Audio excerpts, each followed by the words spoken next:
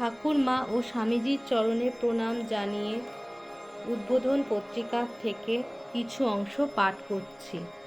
একটা নির্দিষ্ট সময়ে জপ ধ্যান করবে। অনেক সময় মন খুব শান্ত থাকে, তখন ধ্যান জপ করলে আনন্দ অনুভূত হয়। আবার অনেক সময় তা হয় না। কারণ কি? তুমি পবিত্র পরিবেশে আছো, আর তোমার মহারাজ তোমাকে পথ নির্দেশ দিচ্ছেন। তুমিও প্রার্থনা করছো, কিন্তু তোমার পূর্বজন্মের সংস্কার রয়েছে।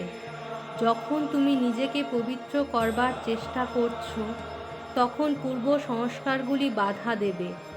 উদাহরণস্বরূপ বলা যেতে পারে, কাদা ভর্তি পুকুর। মনে হচ্ছে পুকুরের জল খুব পরিষ্কার। যতক্ষণ না তুমি পুকুরে ডুব দিচ্ছ, ততক্ষণ মনের মধ্যে প্রচুর পরিমাণে বুদবুদ উঠবে। প্রথমে একটা, তারপর দুটো, তিনটে, চারটে।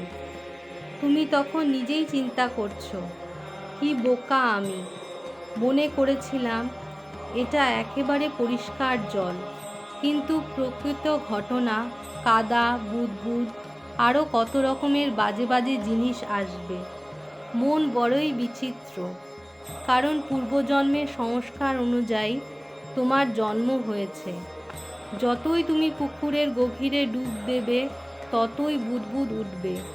এরূপ বুদবুদ থাকলে তুমি ধ্যান করতে চেষ্টা করলেও ঈশ্বর দর্শন হবে না। বুদবুদকে তাড়াবে কিভাবে? জপই প্রধান। নাম জপের শক্তি আছে, কিন্তু তুমি নিজেকে পুরোপুরি দিচ্ছ না। তুমি কি দেবে? তোমার মধ্যে কি শক্তি আছে? এখন তোমার মন এদিকে ওদিকে ঘুরে বেড়াচ্ছে। করতে দাও। মন্ত্রে মন একাগ্র করো। যদি ভগবানের মূর্তিতে মন নিবিষ্ট হয়, তাতে কিছু মনে করো না। মন তো চঞ্চল।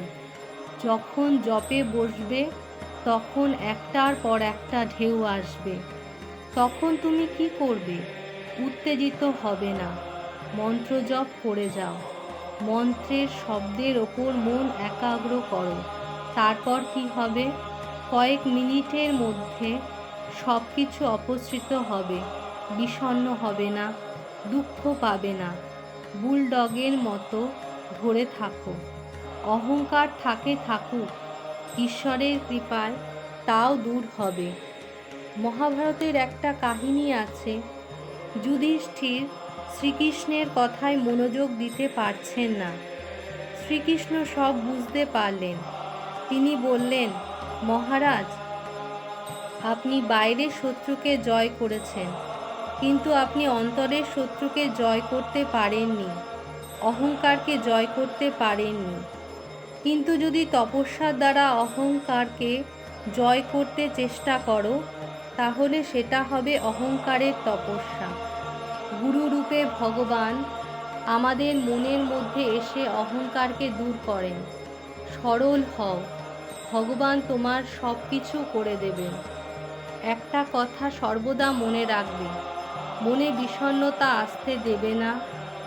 চিন্তা করো, আমরা হাজার হাজার বার জন্ম মৃত্যু হয়েছে, কিন্তু তোমার কাছে থেকে 1 ইঞ্চিও পশ্চাৎপদ হব না।